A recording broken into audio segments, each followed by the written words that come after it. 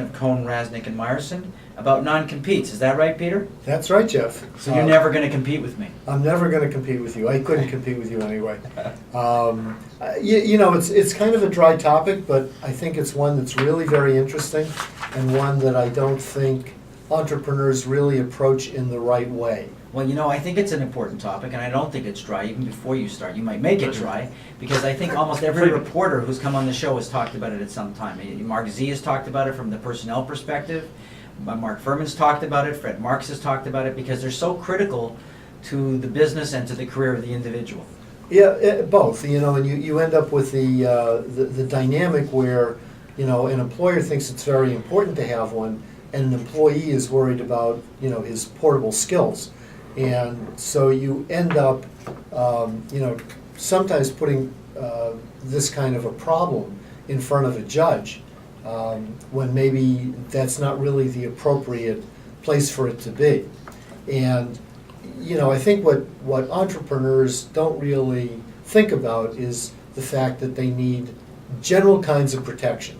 They need non-competes sometimes, they need non-solicitation of their employees, they need protection for their confidential information. Those are the kinds of things that typically go into a singular agreement and sometimes probably shouldn't. So that's interesting, because you have brought up, there's non-competes, non-solicitation. What was the third one again? Protection of confidential and proprietary Like IP. information, IP.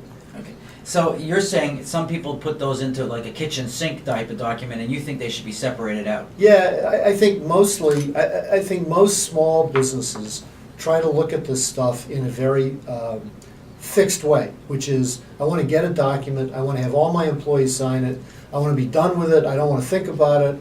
I have, a half-time HR person or even a full-time HR person, and, please don't bother me again.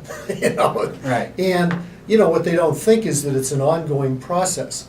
And jumping ahead, for example, when I say it's an ongoing process, there are times when you'll have an existing agreement with an employee. And, you will, give that employee a bonus or a raise or a change of status where other people report to them. And you won't even give a thought as an entrepreneur to the fact that maybe by doing that you have voided the original non-compete that you have with them. I want you to be clear on that point, because that's something I've talked to clients about for years. They don't realize you change a person's position, material position, and it changes the validity of the non-compete, correct? Yeah, absolutely. And the problem with dealing with courts in general is that courts have a bias, really a bias in favor of the employees. In Massachusetts. In Massachusetts, and most places, frankly. These agreements are going to be construed against the employer. And if you don't, tend to your business very well, you can find yourself, without any protections at all.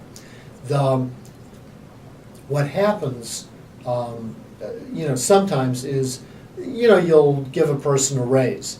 Well, that probably won't trigger a loss of the non-compete.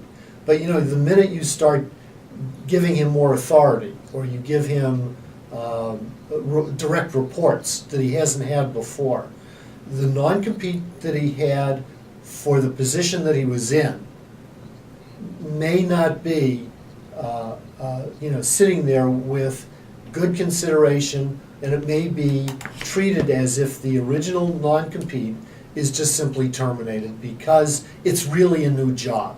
So what you're looking at is, how close to a new job is this employee moving into?